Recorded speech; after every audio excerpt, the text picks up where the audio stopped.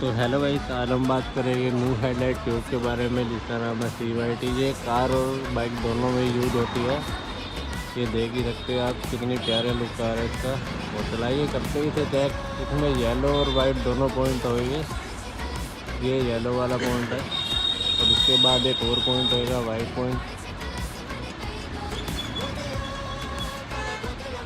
भाई अभी बाहर यूँ ही लग रही है, जब हेडलाइट के अंदर होगी तब इसकी बहुत ही ज़्यादा रोशनी होगी और बहुत ही अच्छी क्वालिटी है बड़ी इसकी। तो मिलते हैं नेक्स्ट वीडियो में। ऐसी वीडियो देखने के लिए फॉलो करें, शेयर करें, सब्सक्राइब करें।